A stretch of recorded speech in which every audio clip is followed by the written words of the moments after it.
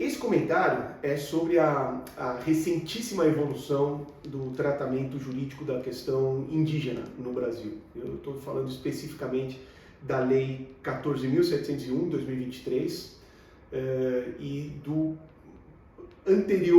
da anterior fixação do tema 1031 pelo Supremo Tribunal Federal e a questão da demarcação das terras indígenas.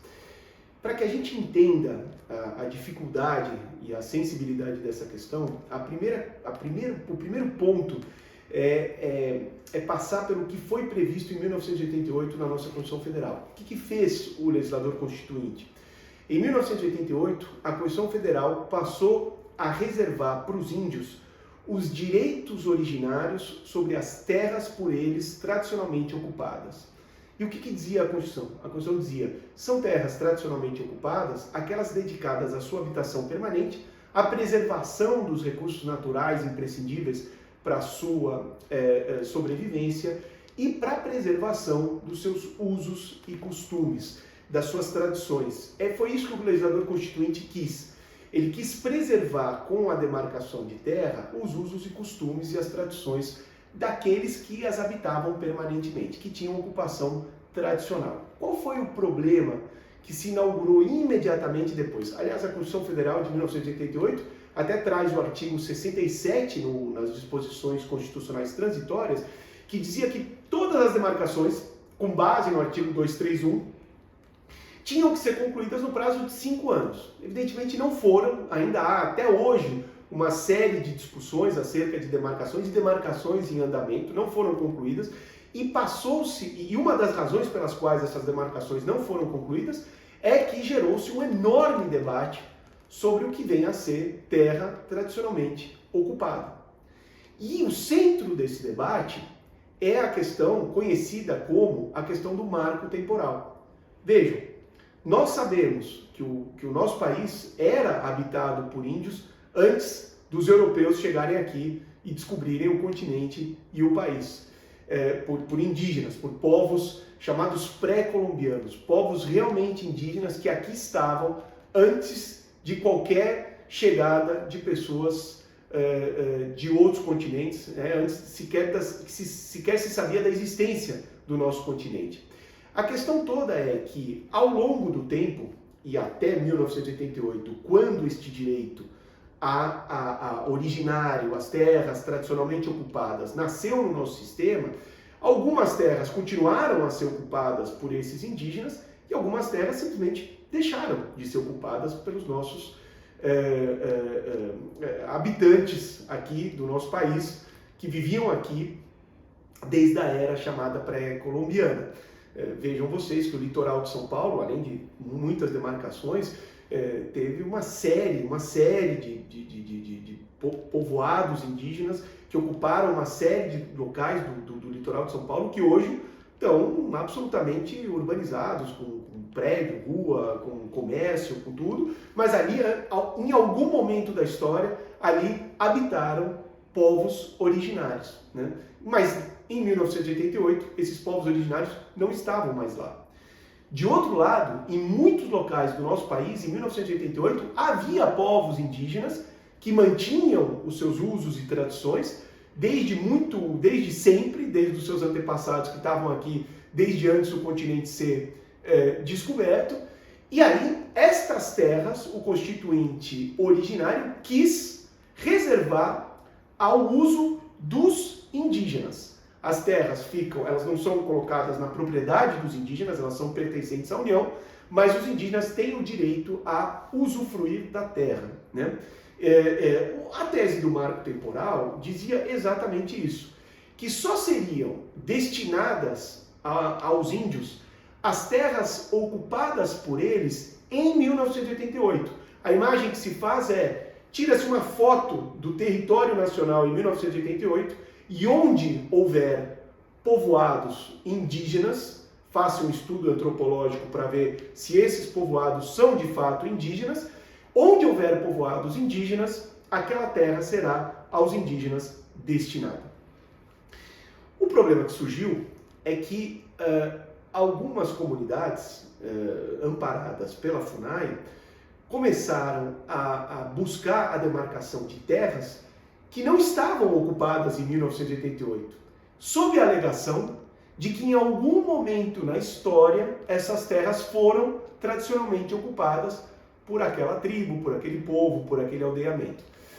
E isso gerou o seguinte debate: como fica uma alegação de um povo indígena de que uma terra é tradicionalmente ocupada, mas quando comprovadamente em 1988 aquela terra já tinha passado por uma série de proprietários, já tem ocupação lá dentro por outras pessoas, tem título em cartório, tem atividade produtiva, tem benfeitorias feitas. O que acontece se esta comunidade indígena e se a FUNAI, que é o órgão responsável por fazer o procedimento de demarcação até a homologação pelo presidente da República, disserem que aquela terra é sim tradicionalmente ocupada, só não tem índio agora e não tinha índio em 1988, mas por algum momento da história ali houve a presença tradicional de povos indígenas. E começou-se o debate se o marco temporal atendia ou não o que estava previsto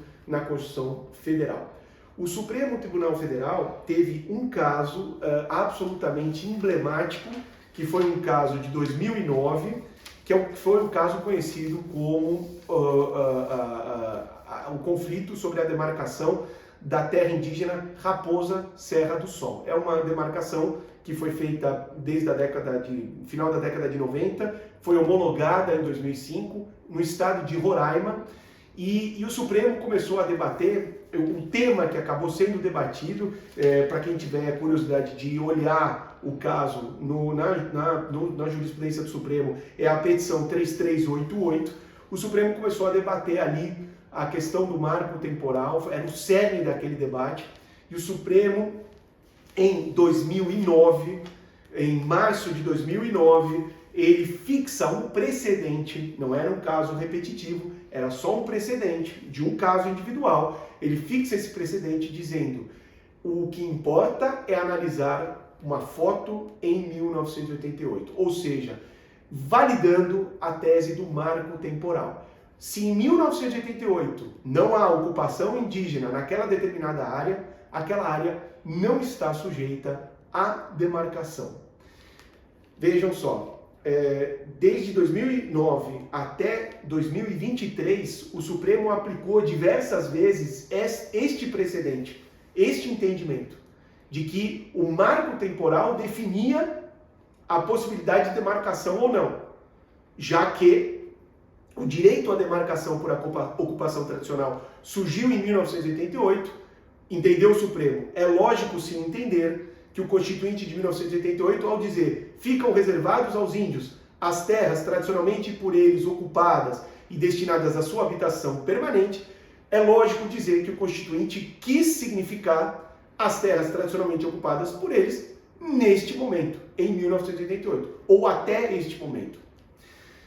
A dificuldade de interpretação, e o que se debateu neste caso do Raposa Serra do Sol, e que depois veio sendo debatido em vários casos em que esse precedente foi aplicado, o que fazer com aqueles casos em que os indígenas não estavam em 1988 na terra, mas estavam numa situação de conflito sobre a terra, que é a tese do esbulho permanente, ou do esbulho remitente.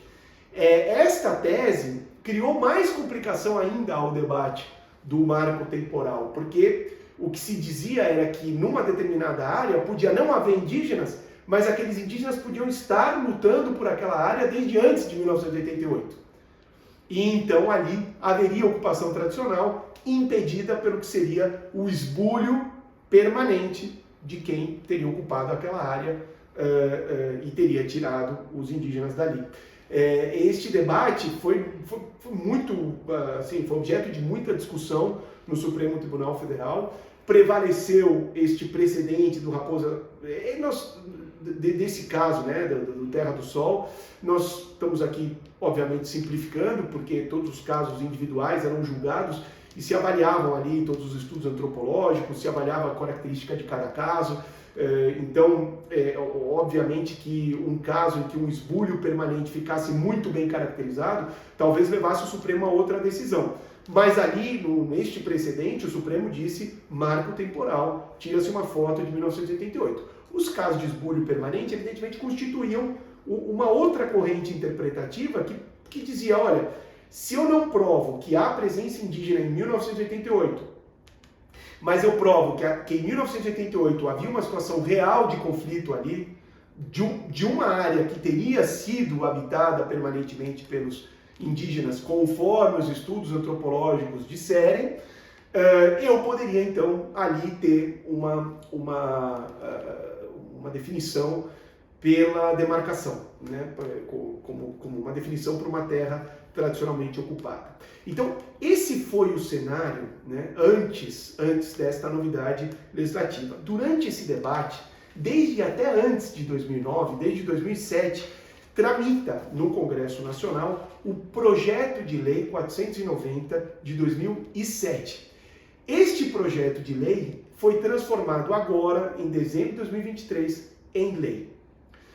Pela extensão da matéria, eu vou fechar esse comentário aqui nessa primeira parte e vou fazer uma segunda parte do comentário falando especificamente sobre a nova lei. E fazendo um comentário também sobre a dificuldade desta questão e uma reflexão sobre se nós estamos, como país, caminhando para o lugar certo em relação à proteção dos direitos dos indígenas. Então, o cenário do marco temporal, para que fique compreendido o histórico da jurisprudência do Supremo, é esse. O Supremo recentemente fixou um tema e recentemente foi publicada uma lei. Este cenário, a fixação do tema e a publicação dessa lei, que mudam completamente o entendimento, é o objeto da segunda parte desse comentário, que vai ser veiculada logo em seguida dessa primeira parte. Então, essa primeira parte serve para a compreensão do histórico da jurisprudência do Supremo, da questão do marco temporal, e a segunda parte vai falar da fixação de um tema novo pelo Supremo Tribunal Federal, mudando o entendimento, e da nova lei agora de 2023.